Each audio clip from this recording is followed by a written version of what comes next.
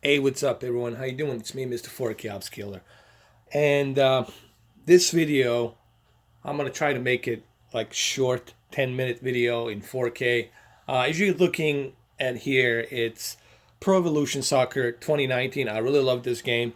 I will do a comparison with both Xbox One X version, and the PC version on September 17th when it comes out. I will do a fair comparison. However, the whole point of this video is for me to give you some tips. A lot of people have been asking me this question. When it comes to HDR, especially the HDR option on TCL R617. And what you're looking at here, it's TCL R617 55-inch television. And a lot of people have been asking me this question. What type of HDR mode should I use? Should I use normal? Should I use bright? Or should I use dark? Honestly, the best option is normal. And I'll explain why. When you go too bright, yes, you're going to have bright HDR, but you also are crushing your white bright levels. Remember, the idea of HDR is not for you to crush it. The idea of HDR is for you to see much better detail. Maybe I can zoom in my camera a little bit just to show you what I'm talking about. All right, what you're looking at now, it's a normal HDR. So I have it on normal, and you will see, even on this video, that you see more in the distance. Like you see, you have more depth of field, if you will. The picture looks more dimensional. It's more like, has more depth to it. The word I'm trying to use, there's more depth to it when you're not crushing your white bright levels. Now look what happens when you go to HDR bright. Check this out. This is HDR bright. Now everything becomes much brighter. Is that a good thing or is that a bad thing? I don't know. To me personally, I think you lose a little bit of detail on the white bright levels.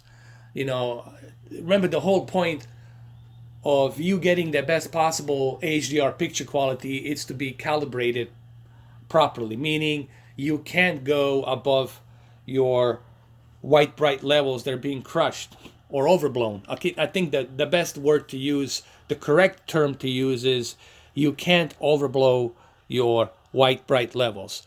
The white bright levels has to be visible in detail. You just like you can't crush your deep dark levels, they have to be visible in detail.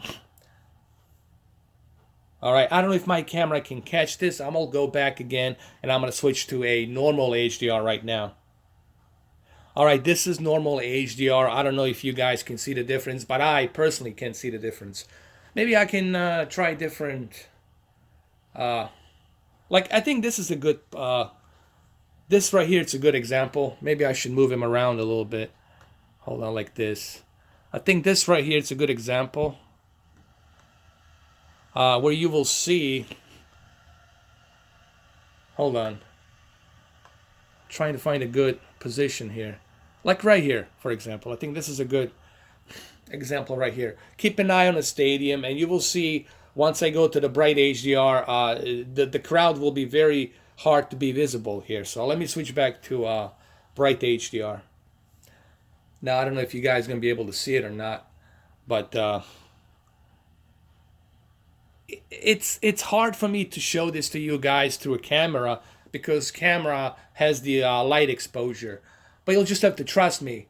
I'm doing this video just to tell you that I think it's better if you leave it on a normal HDR. Okay?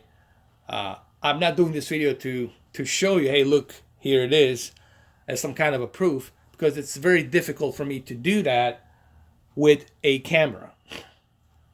It's hard for a camera to depict what my eyes are seeing. Let me switch to a normal HDR really quick. All right, here's a normal HDR. Maybe you guys can see it. I don't know if you can or cannot, but I can definitely see that the picture looks much vivid. Maybe I can try different, let me see, maybe like right here. This would be a good example, like right here. Let me switch to a bright HDR, and we'll see what's going to happen with our white bright levels. Remember, we want our white bright levels to be balanced. We don't want our white bright levels to be overblown. if you're overblowing that peak brightness on your white bright levels, then you are not achieving HDR. High dynamic range is about giving you the best possible picture quality.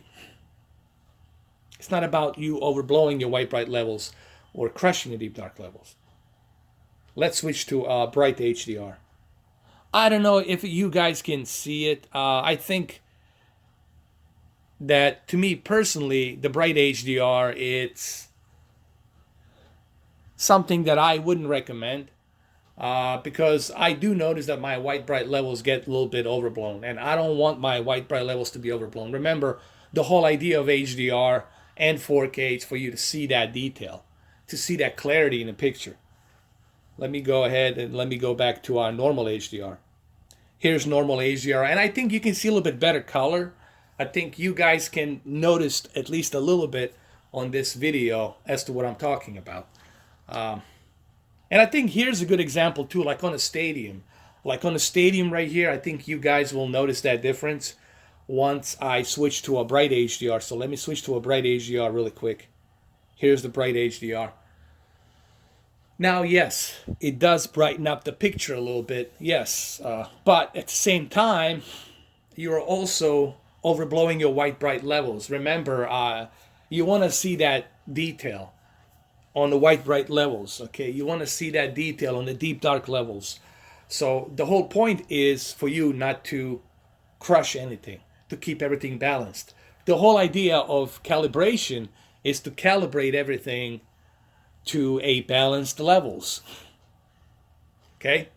When the guy comes to your house to calibrate your TV, he doesn't want you to oversaturate colors. He doesn't want you to overblown your white bright digital levels or your deep dark digital levels. He's looking for that balance. That's why he has the instruments and the equipment to measure, to see how much of white bright levels you got increased, or are they crushing the detail.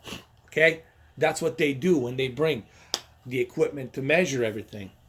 I already know this, but I'm letting you guys know that I think I'm giving you tip here. I'm giving you tips on TCL R617 that I think you should keep your HDR on a normal HDR. So let's go switch to normal HDR. Actually, I'm not going to even edit this video. I'll just do it like this. I'll just switch and I'll just come here to a normal. I don't know. Can you guys see the difference?